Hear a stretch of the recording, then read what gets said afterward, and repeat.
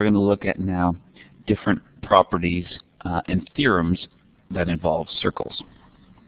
So the first thing we're going to look at is the perpendicular bisector theorem.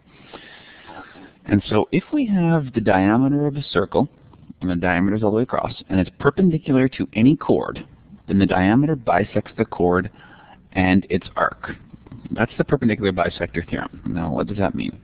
Well, here's what we have. We have a diameter. It goes right through the circle. If it's perpendicular, then it cuts any chord in half. So there's three properties here that need to be in play. We need a diameter, we need a chord that's bisected, and we need them to be perpendicular. Now, if we have two of those properties, we can assume the third. And that's what this tells us down here. It says the perpendicular bisector of a chord contains a circle center, divides the chord into two congruent segments, and is perpendicular to the chord. So in this picture, we actually only have indicated two properties. We have it bisected, cut in half, and perpendicular. But what we can conclude is that AB must be the diameter, and the little dot there to indicate that it goes through the center of the circle. That's the perpendicular bisector theorem.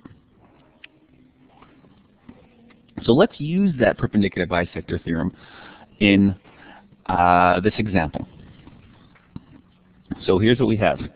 We have a circle. We're told that the distance from the center to a chord is 6, and it's bisected in half, so it's cut into 5. Now, what I'm going to do is I'm going to take this and I'm going to redraw what we have.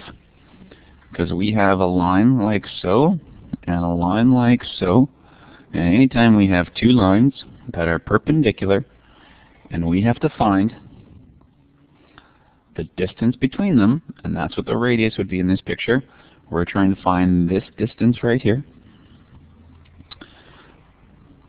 We now have a right angle triangle. That measures 5. This measures 6. We want to find r. So all we need to do is we need to use good old Pythagoras. A squared plus b squared is going to equal c squared. And a squared is just going to be 5 squared plus 6 squared is going to equal c squared. 25 plus 36 equals c squared. So c squared is going to equal 61. That's going to tell us that c equals the square root of 61. So we know that r must equal root 61. And perpendicular bisector theorem and Pythagoras are going to go hand in hand quite a bit. So we're always going to be looking for that right angle triangle, because we can do right angled triangles in Pythagoras. So here's an example. We know BE. And anytime we have questions like this, let's just write all over the picture. We know that BE here is 3. We know that AE is 7. We want to find the length of CD. Now, again, this picture, we have a line that's bisected, and we have a chord that's bisected, and a diameter that's perpendicular, and we know its diameter because it's a perpendicular bisector theorem. So right to the center, we have a radius.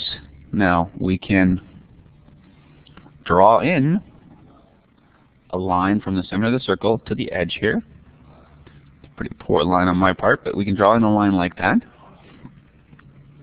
And we can fill in the information that we know. Well, if the entire length of AB, let's go back to black here. If AB is equal to 7 plus 3, which is 10, then the radius must be half of the diameter, which is 5.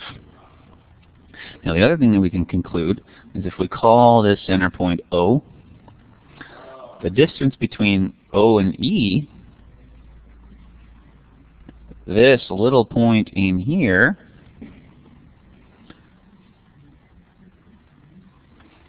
must be 2, because the radius measures 5 and the entire length of, and there's the radius, the entire length of AE is 7, so that must mean this length in here is 2.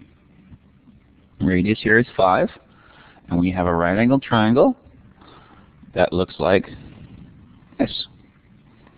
So here's our side, and again I'm going to redraw this. We have a side going that way that measures 2. We have this unknown length, which we're trying to find, and we have our radius, which we already know.